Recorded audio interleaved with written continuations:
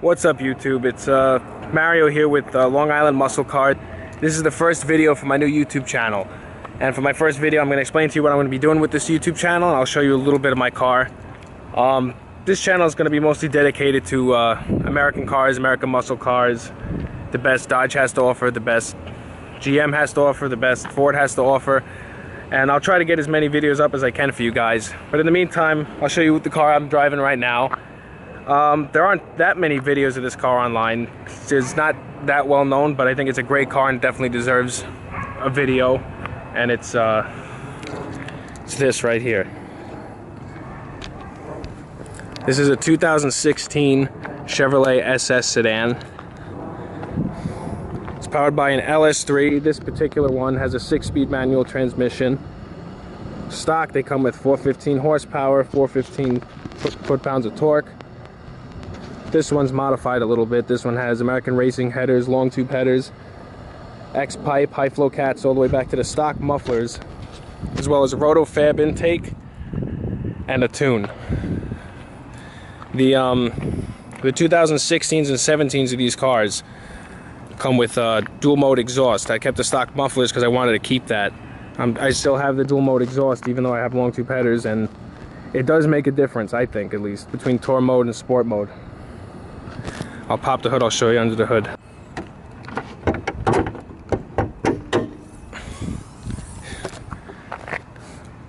Okay, so under the hood we have an LS3, as I said before.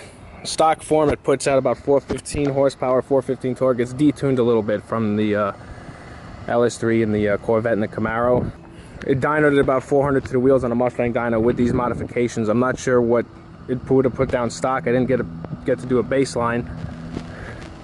But the car is plenty fun. It's not, I wouldn't say it's competitive with a lot of the cars coming out lately, because some of these cars coming out now, it's just crazy. The Chevy SS is trapping like 116 to 119 in a quarter-mile stock. This thing's stock trapped about 108, 109 in a quarter-mile, but it was a hot day. With all these mods, I was trapping around 114, but I was on a nice cool night. Still not up to a stock Camaro SS, but I'm not trying to take anything away from the car because I still think it's a fantastic car, and throughout the rest of this video I'll try to explain to you why. Okay, this is the interior of the Chevy SS 2016. I think it was in the 2016 and 17 models, they came equipped with magnetic ride control, which also controls the dual mode exhaust. In tour mode, the flaps are closed and you're in the softest suspension setting. Sport mode, flaps are open all the time, and it's like a medium suspension setting. That's where I keep the car in all the time. Then there's a track mode, which is the stiffest suspension setting, and I rarely put it in there, only if I'm really going to be throwing it around the turns. The fit and finish in this car is, I mean, it's not great, but it's much better than, I guess, typical mid-range GM stuff. I mean, it's got some hard plastics up here, but this is really nice. It's soft leather. The red stitching is nice. It's got suede on the dashboard here. The seats are really nice. The red stitching, they're very comfortable. They're not heavily bolstered, but you know, they have a sporty look to them, but they're more comfort than sport, I'd say. Sound system's decent. I mean, it's nothing to write home about, but it's a Bose sound system. This right here is what makes this car as fun as it is. This car would not be what it is without this manual transmission. You got to get the stick with this car. That's just my opinion. And I live in Nassau County, Long Island, so anyone that lives here knows how crazy the traffic is. But it's still worth it. Back seat is huge. Plenty of room back there. The only thing I'm not crazy about, it's kind of like the Pontiac G8, which I also owned.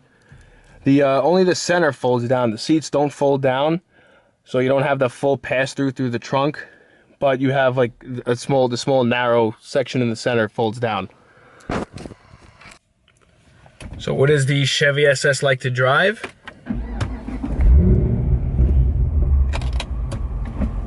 In a word, it's awesome.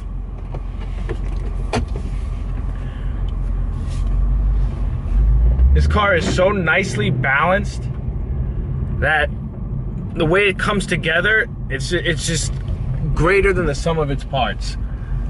It's every time you get in this car to drive it, you just have a blast. And it handles in ways that a car that's this big and this heavy should not handle. The harder you push this thing around the turns, the more it like shrinks around you. And while it's not as fast as all the new Camaros and the Mustangs and everything else, it's just as much fun. And I'm coming from a 2014 Shelby GT500. That's the car I had before this car, and it was modified. I put down about 700 to the rear wheels on a Mustang dyno with my GT500. That car on Toyo R888, not really a drag radial, but a little more aggressive than a street tire, I was able to run an 11 flat at 131 miles an hour. That thing was fast.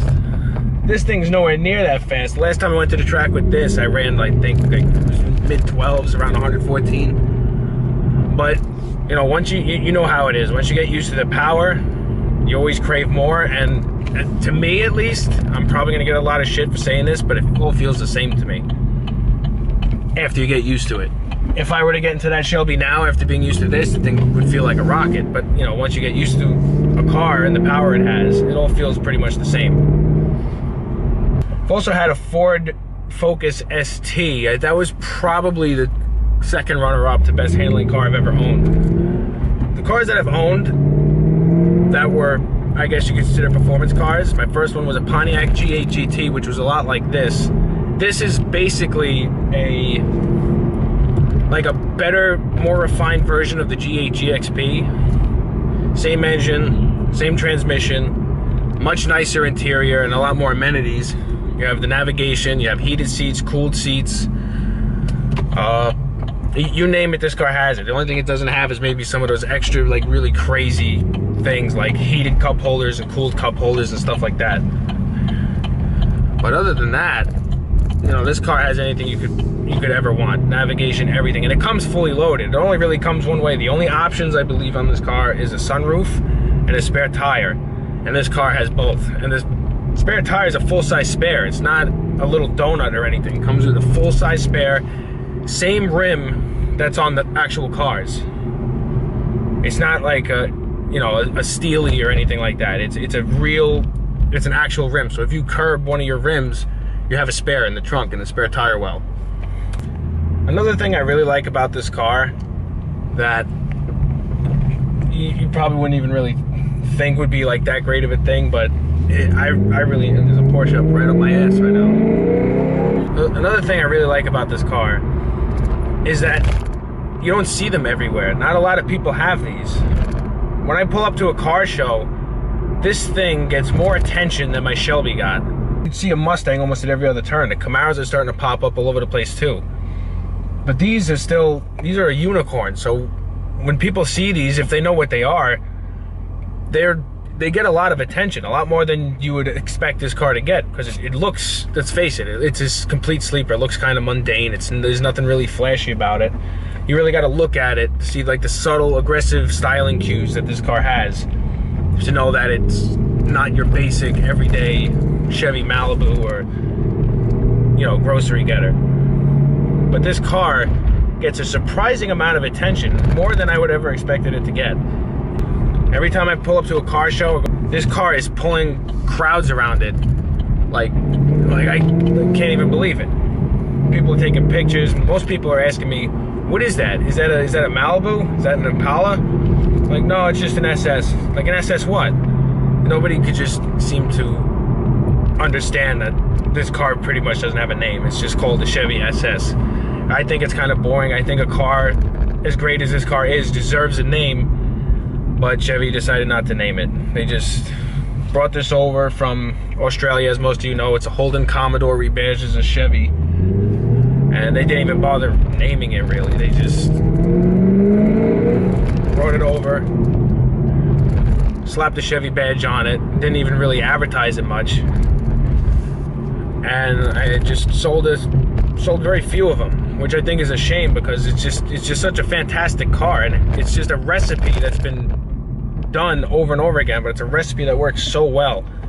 You know, front engine, rear wheel drive, stick shift, nice big comfy car, practical, and it's so well balanced.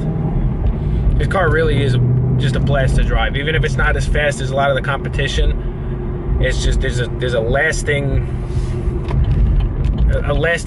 fun that comes with this car. The way this car was packaged together, it really is just a wonderful car to own, and it never gets old. You could drive it and you enjoy it every time you drive it. If you haven't driven one, I strongly suggest you try to find one and drive it before they're gone forever. They're not going to be around much longer. 2017 is the last model year, and this should definitely be on your radar if you're in the market for a practical sports car. The only competition this thing really has is a Dodge Charger. It's the only other four-door rear-wheel drive V8 muscle car, but you know, you can't get a stick shift with that car, and it feels a lot bigger to this. I'm not saying it doesn't handle, because I'm sure it handles better than it should for its size, but there's no way it handles like this. So with that being said, definitely check this car out if you're in the market for a fun, practical car that I think is going to stand the test of time, more so than another Camaro or another Mustang. You should definitely give this car a look. On that note, I'll end the video with a short exhaust clip. I'll show you the two different modes, Tour mode and Sport mode. I'll start the car, put it in Tour mode, give it a short rev, and I'll put it in Sport mode and rev it again. I really hear the difference. I'm not sure if you're going to be able to tell the difference on the video as clearly as you could hear it in person, but I hope you're able to have an idea of what it sounds like and the difference between Tour and Sport. And remember, this is with long tube headers, so in stock form, it's not going to be as loud as this.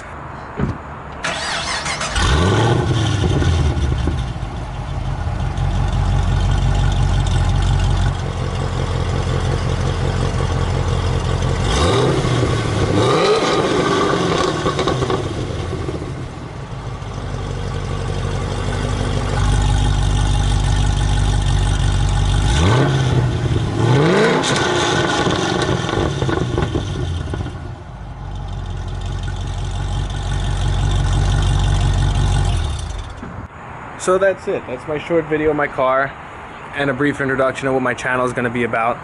If you like what you see, please like, subscribe, and I'll keep you guys posted with everything I do with this car and any other opportunities I have to drive other cars. I'm going to be going to Englishtown, Raceway Park, to the quarter-mile strip of this car on Friday. And I have a set of drag radials that I've been waiting to use with this car. And you know, I'm hoping I'll be able to get into the low 12s. It depends on the weather. If it's really hot, I'm not going to hold my breath. But it should definitely improve the times from what I had last time. Last time was a nightmare trying to launch a stick shift car, street tires. You guys know how that goes. It wasn't fun. But yeah, we'll see what happens on Friday. So please like, subscribe, and I'll see you next time.